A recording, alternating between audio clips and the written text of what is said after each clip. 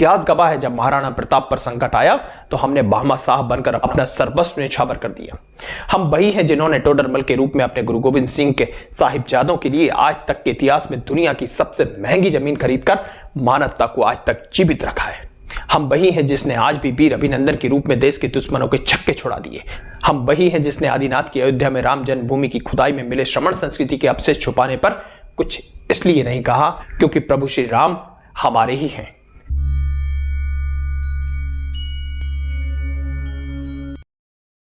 दमोह जिले के कुंडलपुर में घोषित माता रुक्मणी देवी की प्रतिमा 23 सितंबर को पुनः स्थापित की गई। इस प्रतिमा का निर्माण 9वीं सदी में होना बताया जा रहा है। यह प्रतिमा 3.5 फीट ऊंची, 2 फीट चौड़ी और 1.5 टन वजनी है। बता दें कि सुप्रसिद्ध जैन तीर्थ क्षेत्र कुंडलपुर से सटे पटेरा में रुक्मणी मठ स्थित है, जो कभी अंबिका मंदिर के नाम से जाना जाता था। 4 फरवरी 2002 में रात के वक्त चोरी हुई देवी की यह प्रतिमा राजस्थान के हिंडोली जिला से अप्रैल 2002 में बरामद कर ली गई थी, जिसे विदिशा के ग्यारसपुर संग्रहालय में सुरक्षित रख दिया गया था। 2014 में भाजपा नेता प्रहलाद सिंह पटेल सांसद के रूप में नियुक्त किए गए। इस दौरान उन्होंने मूर्ति वापस लाने का संकल्प लिया था, जिसके बाद घोषित माता रुक्मणी देवी की यह प्रतिमा 21 अगस्त 2019 में दमोह वापस आ गई। साल 2019 में लोकसभा चुनाव के बाद प्रहलाद सिंह पटेल दोबारा सांसद और मोदी मंत्रिमंडल में पर्यटन व संस्कृति मंत्री बने। तो अब यानी 23 सितंबर 2023 को यह संकल्प उनके द्वारा पूरा किया गया। आपको लग रहा होगा कि हम यहाँ हिंदू परंपरा अनुसार स्थापित देवी रुक्मणी का जिक्र इतने विस्तार से आखिर क्यों कर रहे हैं। दरअसल घोषित रुक्मणी देवी की यह प्रतिमा वास्तव में तीर्थंकर नेमिनाथ जी की यक्षिणी की मूर्ति है, जिसको माता रुक्मणी मूर्ति बताकर कुंडलपुर में स्थापित किया गया है। दर्शकों, सादर जय जयंत। आप देख रहे हैं जिनोदय, मेरा नाम है पंकज जैन। वीडियो में आगे बढ़ने से पहले चैनल को सब्सक्राइब कर दीजिए, वीडियो को लाइक और शेयर कर दीजिए और हाँ, कमेंट जरूर करिएगा। प्यारे दर्शकों, हम इस प्रतिमा के अंबिका होने के संबंध में अधिक बात करें इससे पहले हमें इस स्थान से जुड़ी मान्यता को समझना जरूरी है। हिंदू मान्यता अनुसार यहाँ राजा भीष्मक का राज था, जिनके 5 बेटे और 1 बेटी थी। रुक्मणी के एक भाई रुक्मी ने हठपूर्वक रुक्मणी का विवाह चेदी देश के राजा दशमेक के पुत्र शिशुपाल के साथ तय कर दिया था। रुक्मी मन ही मन भगवान कृष्ण से नफरत करता था। देवी रुक्मणी कृष्ण से विवाह करना चाहती थी। इस दौरान भगवान कृष्ण ने वहां से रुक्मणी का हरण कर लिया। इस स्थान का उल्लेख श्रीमद् भागवत के हिंदी रूपांतरण सुख सागर ग्रंथ में कुंडलपुर के नाम से भी किया जाता है। ऐसा माना जाता है कि इसी स्थान को वर्तमान में कुंडलपुर नाम से जाना जाने लगा। इसी प्रसंग को लेकर इस स्थान का महत्व हिंदू भाइयों में है। संभवतः इस मंदिर को रूपांतरित कर शैव संप्रदाय ने इसे अपना मठ बनाया होगा। बाद में इसे भगवान की यक्षिणी अंबिका को प्रमुखता देते हुए हिंदू देवी रुक्मणी के रूप में पूजा जाने लगा होगा। इस प्रतिमा को रुक्मणी प्रतिमा और अंबिका मंदिर को रुक्मणी मठ बताया जाता है। कुंडलपुर की ही एक और अंबिका प्रतिमा है जो संभवतः दमोह संग्रहालय में संरक्षित है। सवाल उठता है कि जैनों की विरासतों पर खुलेआम कब्जे आखिर कब तक होते रहेंगे। तानाशाही सहने वाले जैन भाइयों, जागना बेहद जरूरी है। यदि आज संविधान की मौजूदगी में भी आवाज नहीं उठा सके तो हमेशा हमेशा के लिए हमारी आवाज को दबा दिया जाएगा। यह आह्वान न सिर्फ जैन धर्म अनुयायियों से है बल्कि हिंदू धर्म के उन लोगों से भी है जो ईमानदार व निष्पक्ष छवि के होकर सच्चाई के साथ सदैव खड़े होने को आतुर रहते हैं।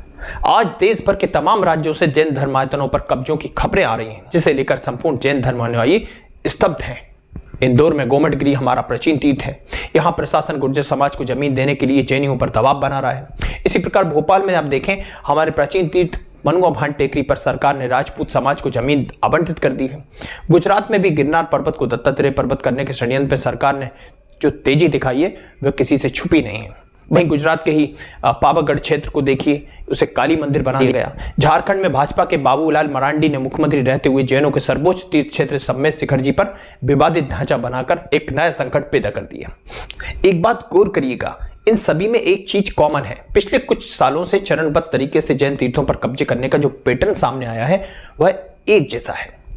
पहले हमारे तीर्थ क्षेत्रों के निकट हिंदू मान्यताओं के अनुरूप छोटा मोटा चबूतरा, मठ, मंदिर या आश्रम स्थापित किया जाता है। इसी तरह पर्वतीय तीर्थ क्षेत्रों की तलहटी में कोई स्थान बनाकर धीरे धीरे हमारे ही तीर्थंकरों व यक्षिणियों को रूपांतरित कर हिंदू देवी देवता बनाकर छल कपट व बल के बूते कब्जा कर लिया जाता है। आश्चर्य तो इस बात का है कि वोट बैंक के लालच में यह सब खुलेआम शासन प्रशासन के संरक्षण में नियम कायदों व नीति न्याय को ताक पर रखकर गुंडागर्दी से किया जाता है। फिर भगवा की आड़ में पैर जमाने के बाद भाजपा के किसी नेता या मंत्री के आतिथ्य या अध्यक्षता में बड़ा आयोजन कर युद्ध स्तर पर सरकारी खर्चे पर उस जैन तीर्थ क्षेत्र का हिंदू मान्यता अनुसार प्रचार प्रसार करते हुए विस्तार किया जाता है। जैन समाज द्वारा प्रधानमंत्री कार्यालय और गृह मंत्रालय को भी इस बारे में सूचित किया गया, लेकिन वहां से कोई जवाब नहीं आ रहा है। यह आने वाले समय में बड़े संकट की चेतावनी है। हमें जागना होगा, हमें समझना होगा कि किस तरह से हमें मिटाने की साजिश रची जा रही है।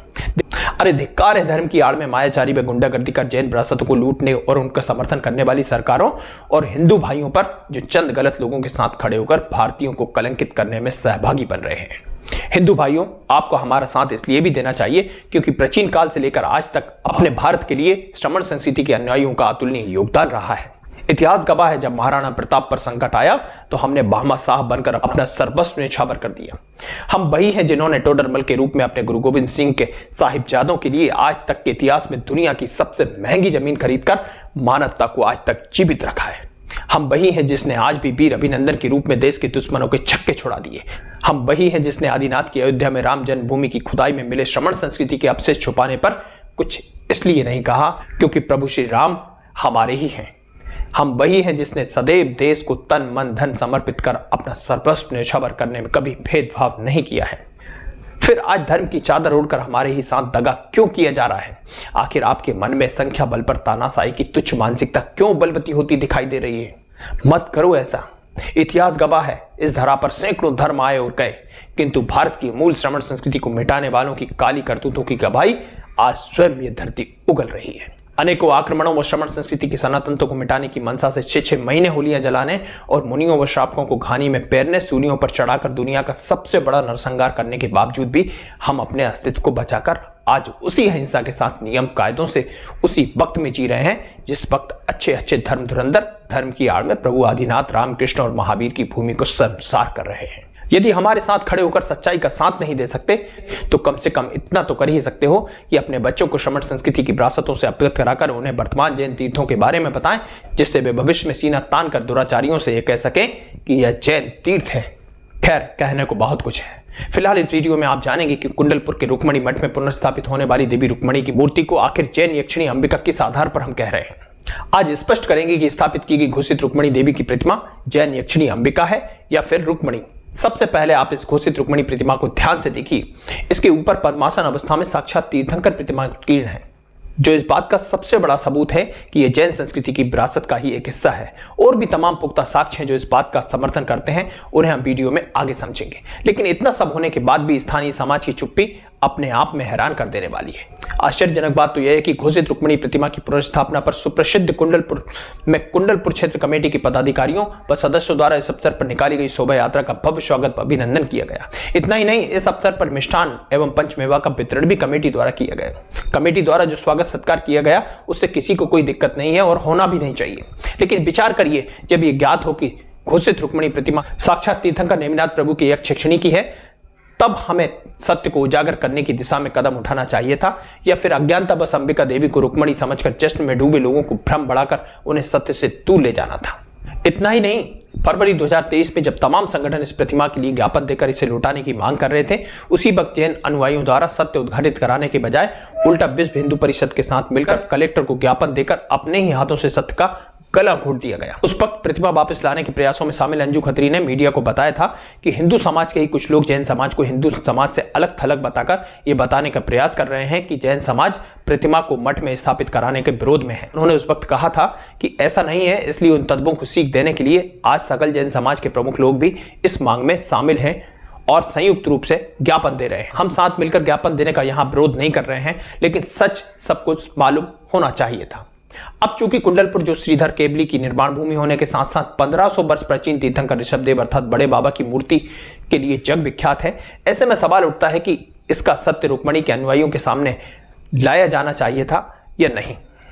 साथियों, रुक्मणी नाम की कोई भी मूर्ति भारत में कहीं प्राप्त नहीं हुई है। इस मूर्ति के मस्तक पर तीर्थंकर का उत्कीर्णन है, जिसे मिटाने की भी कोशिश की गई है। इसके अलावा हाथ में बालक है जो खंडित है, साथ ही अंबिका का पति गोमेक्ष यक्ष भी मौजूद है।